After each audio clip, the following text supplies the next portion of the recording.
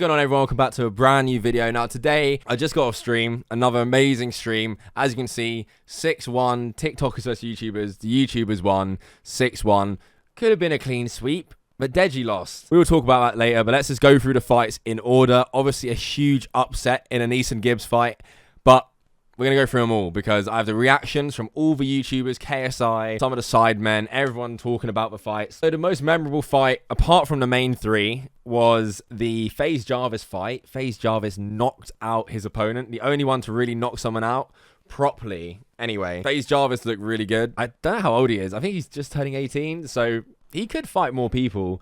But I know that FaZe Banks and all the FaZe lot really thought he was going to win. He won so easily, and he's from the UK, so fair play to FaZe Jarvis. That was probably the only other fight other than the big three. There was DDG. He won his fight on points. He looked pretty good, but that fight just went the distance.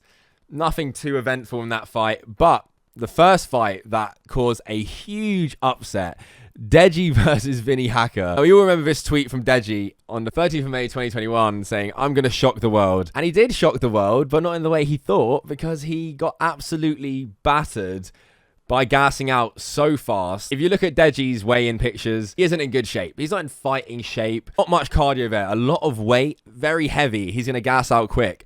And he did. First round, he looked pretty good. Heavy punches. And then after that, somehow, Vinnie Hacker just stepped up, ate a few of Deji's punches, and just mashed him to the point where the ref had to call it. This was supposed to be Deji's easy fight. The way he was supposed to break back into boxing. I mean, KSI said this in his video. Is Vinnie Hacker? Who the fuck is Vinnie Hacker, man? Deji should slap that mother, bro. Should absolutely slap him. And bro, Deji needs to train and slap him so hard, Deji could fight anyone.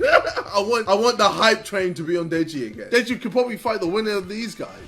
Austin Mcbroom versus Bryce. So I know both of them, and yeah, that's supposed to build Deji back up for the hype. Completely done the opposite. And here's the reaction before the fight. KSI tweeted out, "Deji about to kill this N-word, LMAO." Different story after the fight where he just tweets out, "Congrats, Vinny." Yeah, Deji didn't kill him at all. Deji tweeted out after the fight saying, "I'm sorry, I'm a failure."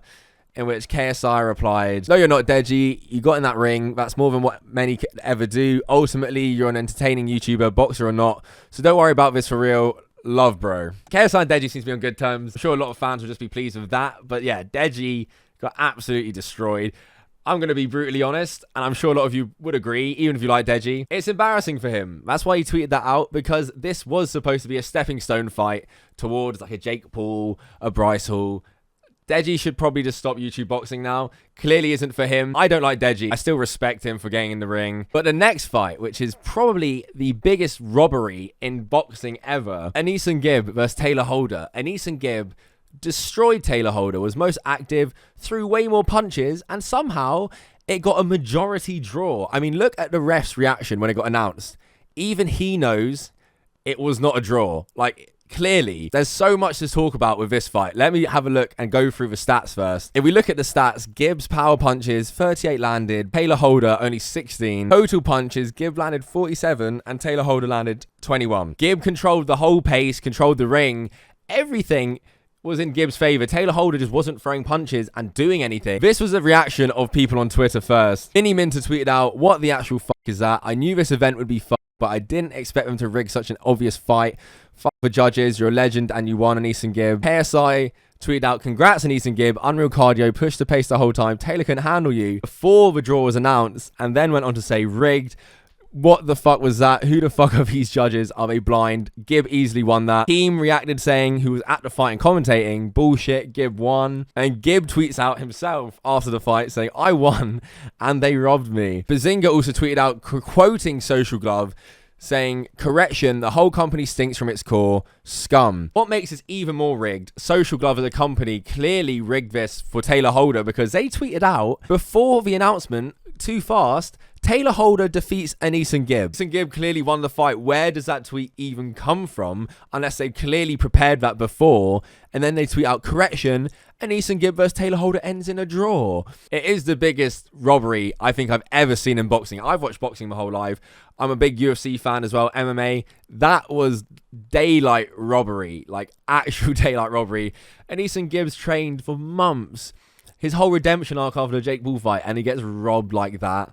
Such a fucking shame. And then the final fight of the night, Bryce Hall versus Austin Mcbroom. Obviously, this was the biggest fight of the night, but I think the AnEsonGib fight is now the new talking point of the fight, because I think that's the biggest event of the night. Bryce Hall versus Austin Mcbroom. Austin Mcbroom won pretty easily. He slapped up Bryce Hall, I can't lie. Bryce Hall looked like he was pretty lost.